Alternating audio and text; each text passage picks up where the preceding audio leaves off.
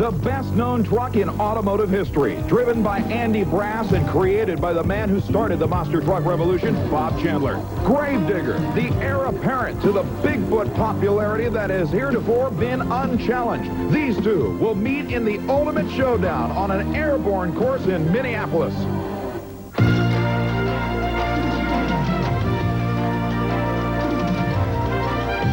ESPN, the world leader in motorsports coverage, presents Speedworld.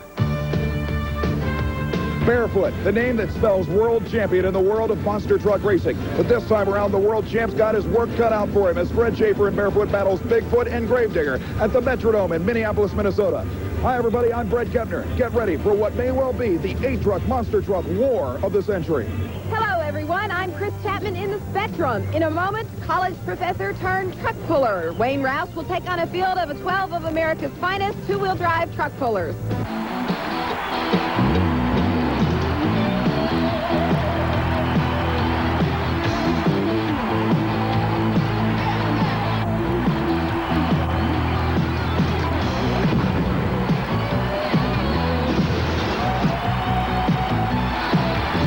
To the 1991 Monster Truck Challenge Series.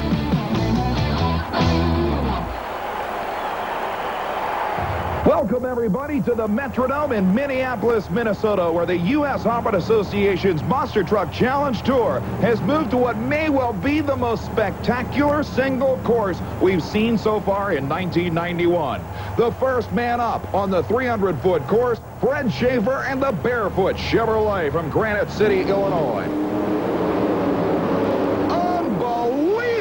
Flight, landing right at the finish line.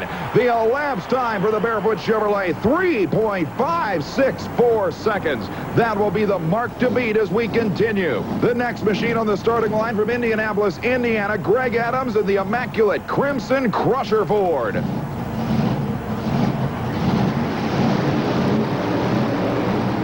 And Adams takes a more conservative approach to that first ramp, idling through at 7.55 seconds for number 2. This time around, Stan Hall in the Big Boss Ford, a brand new entry onto the USHRA Association Camel Monster Truck Trail. A beautiful piece of equipment as well. All puts her in the air, lands nicely, and comes across a little bit sideways at the finish line, but the elapsed time, 6.76 seconds, will give him number 3. Obviously, Fred Schaefer's run in Barefoot is turning out to be an incredible effort to start things off. But coming up next, one of the home state heroes, Minneapolis' own Jim Tomes and the barely tame Ford. A rather conservative approach and taking down some finish line markers. That isn't going to help him any, but the elapsed time, 7.75 seconds, will right now place him number 4 in the field. But here is the winningest driver in the 1991 USHRA Association National Championship Tour so far this year. From Woodstock, Illinois, it's Rob Fuge and the First Blood Ford.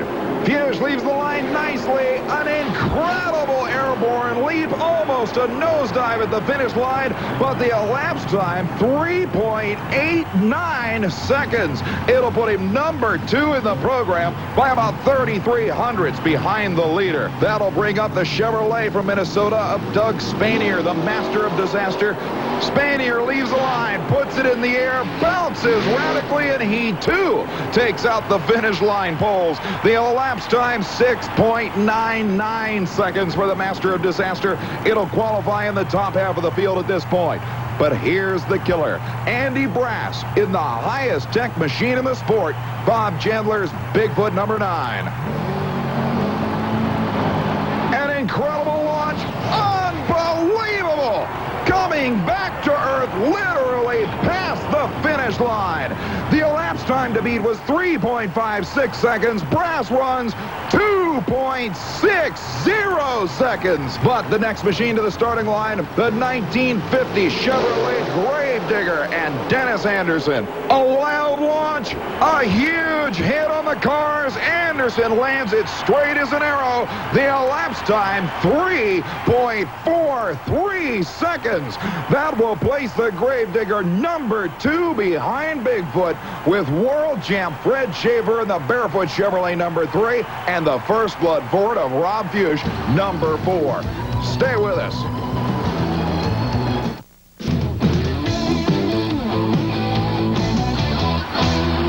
We're back at the Metrodome in Minneapolis, Minnesota with the USHRA Association Camel Monster Truck Challenge Series, and this course has proven to be a photographer's dream. How about 10,000-pound monster trucks, 15 feet in the air at 60 miles per hour, an incredible sight, but now we go into side-by-side eliminations, and here's the number 1 qualifier.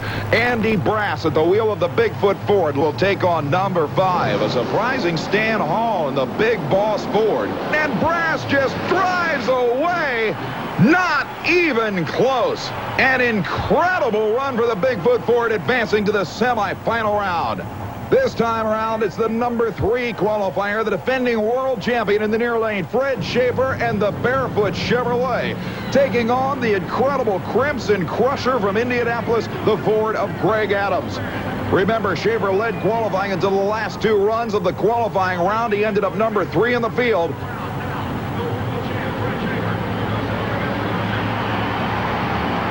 They leave the line, and Schaefer drives away in the Barefoot Chevrolet. An unusual situation in that Fred Schaefer usually receives some pretty stiff competition from Greg Adams. The Crusher Ford well behind the Barefoot Chevrolet, though, in this particular run, as the next pair is already getting ready to stage up. It'll be the barely tame entry of Jim Tomes, the Ford in the far lane, taking on the number 4 qualifier, Rob Fuchs and the First Blood Ford, always a killer. They leave the line, and problems immediately for the First Blood Ford. Jim Tomes, the Minnesota Ford campaigner, will advance to the semifinals in an upset. The dead last qualifier gets past the number 4 driver, and it appears that right now Rob Fuchs has an idol in the First Blood Ford, and that's it. It sounded as he left the starting line like it was merely the throttle linkage that broke off the starting line, but let's face it, with no control over the throttle, you're not going to make it down the track. It'll be Dennis Anderson's incredible Gravedigger 50 Chevrolet from North Carolina, taking on the Chevrolet from Minnesota of Doug Spanier, the master of disaster, teammate of Jim Tomes' barely tame Ford we saw earlier. They leave the line. A wild launch, a huge hit on the cars. Anderson will advance to the semifinals. The semifinal round will pit the barely tame Ford against the Gravedigger of Dennis Anderson, but more importantly, the ultimate rivalry coming up next. Bigfoot versus Barefoot, and championship truck pulling action from Philadelphia. Stay with us.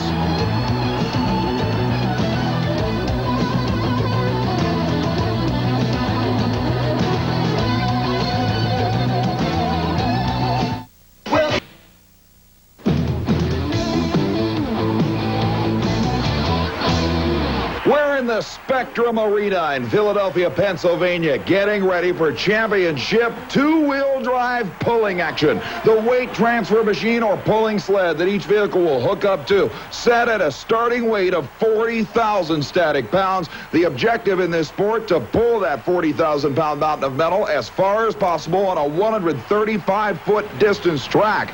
And remember, anybody that makes it past that 135-foot distance is awarded a full pull in the number 1 spot. Here's the tough cookie Chevrolet S10 of Wayne Sullivan from Kentucky.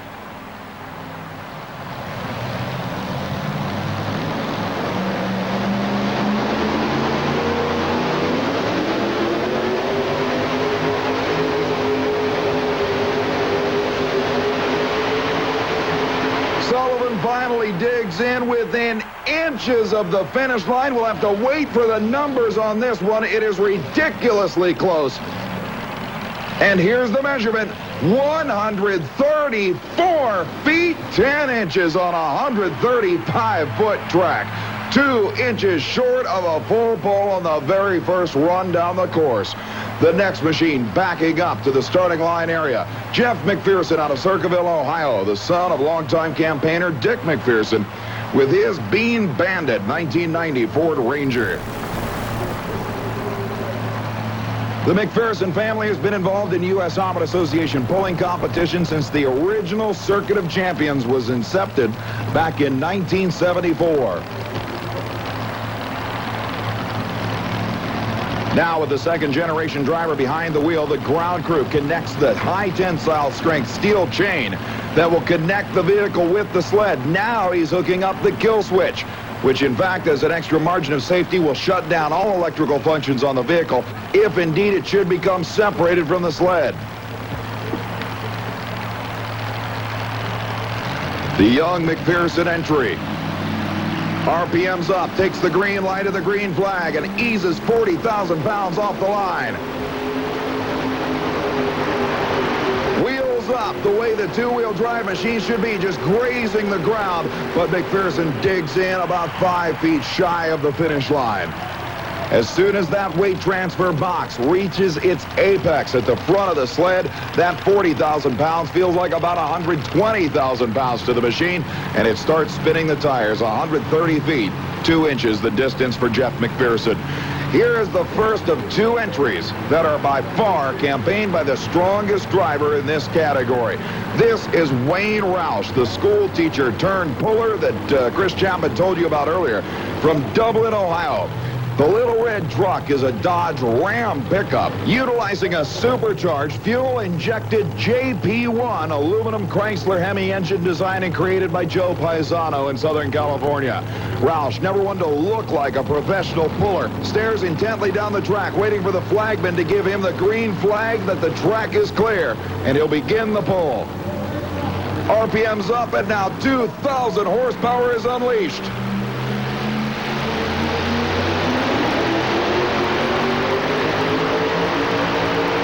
The front end starts bouncing, and an incredible upset in this sport.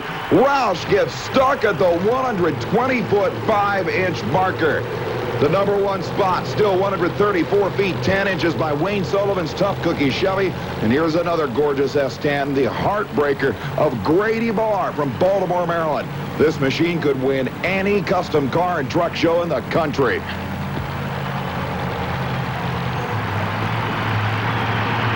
Another machine utilizing the JP1 aluminum Chrysler Hemi. Barr's entry may wear Chevrolet skin, but that's all Mopar beating underneath the hood.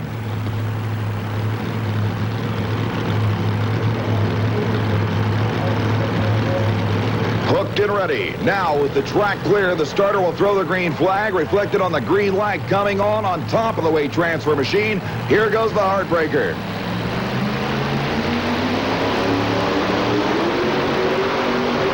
Great pull, wheels up, but he digs in short of the finish again. 129 feet, 8½ inches, within 6 feet of a full pull. But right now we'll settle for the number 2 spot. The Pennsylvania driver unhooks and takes the heartbreaker back to the sidelines.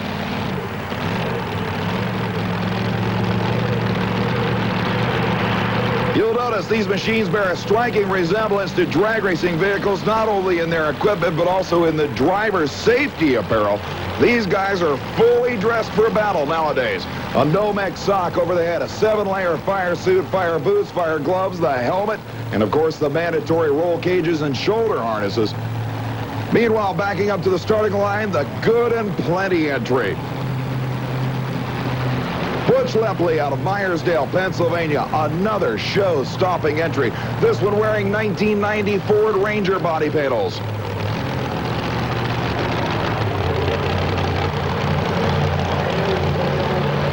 So far, the track has proven itself to be rather loose. In other words, the drivers appear to be easing that 40,000-pound weight off the starting line and then applying full throttle well down the racetrack. It's a touchy situation. Too much or too little throttle off the line. Wheels start coming up for Butch Lepley, but he will dig in short of the mark by inches. 133 feet 10 inches. Unbelievable. 2 feet, 2 inches away from not only the #1 spot, but the first full pull of the event. You want to see a showstopper? Take a look at this incredible ride. A 1938 Chevrolet stake bed, campaigned by Dave Shoemaker out of Stanley, New York. And bucking all over the track, the machine finally digs in at the 120-foot marker. Donnie Sullivan out of Warsaw, Kentucky, and the Mini Brute now backing up to the starting line. The 1990 Chevy S10, sponsored by the Sullivan family racing effort, moves up on the starting line and hooks. The green light comes on, and here's the Mini Brute's attempt to crack that 135-foot finish line with 40,000 pounds in tow.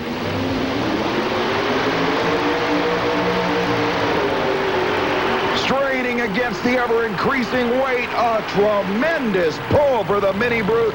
Maybe even with a little engine damage from the right bank of cylinders there as he shuts the engine down. Sullivan so close, yet so far. So still Wayne Sullivan's tough cookie Chevy S10 leads this two-wheel drive competition. But we still have championship monster truck action. Stay with us.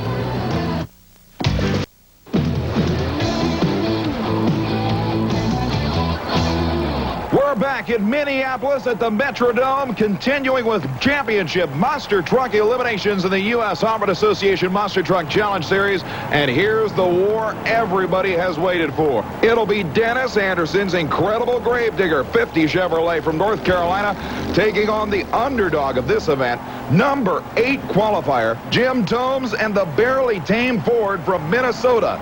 Advancing at the expense of an injured Rob Fuchs in the First Blood Ford in round number 1.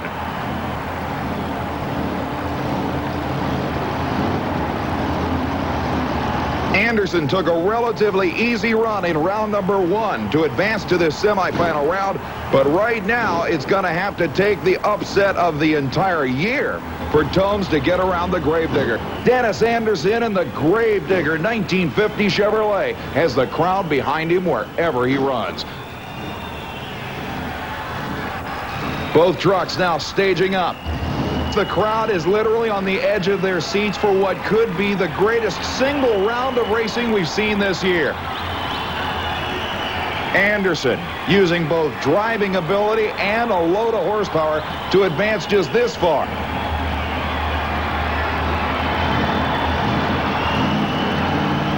They are staged and ready. RPM's up. Wheels up, launch for the Gravedigger. And it's not even close.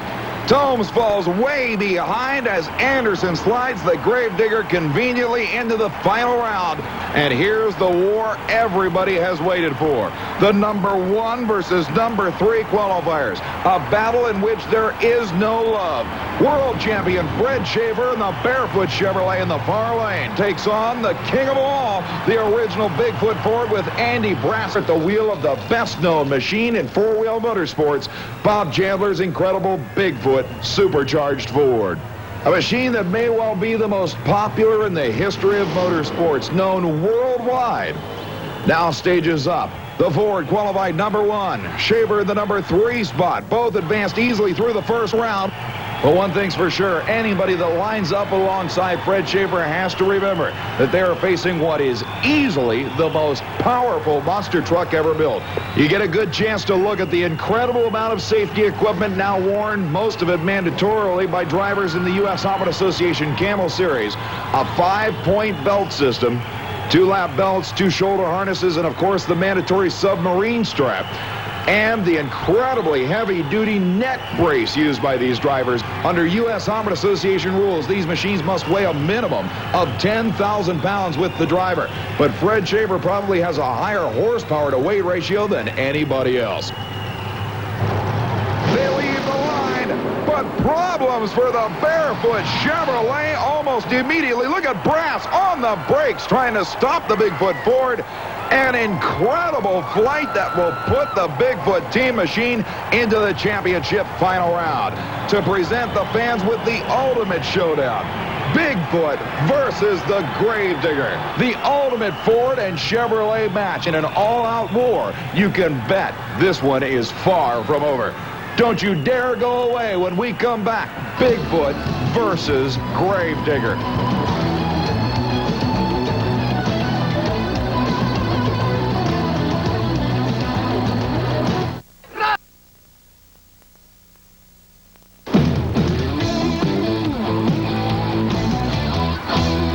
We're back at the Spectrum in Philadelphia with two more championship two-wheel drive pulling machines yet to run on this 135-foot course. So far, the very first man down the track, Wayne Sullivan's tough cookie Chevy S10 leads. But here is the current killer in the category. Wayne Rouse with his original bright yellow 1923 T-Roadster with supercharged Chrysler Hemi power. Easing into the throttle, Rouse now starts to hook up. Incredible!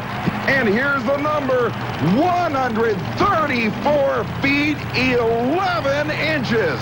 1 inch from the 135-foot finish line. It's going to take, quite simply, a full pull to win this event.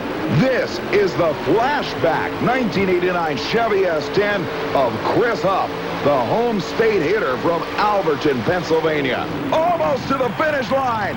He's right on the line. Huff pulls 134 feet, 11.5 inches. Absolutely one of the most incredible pulling battles we have ever witnessed. Then we are ready for what has to be described simply as an all-out war.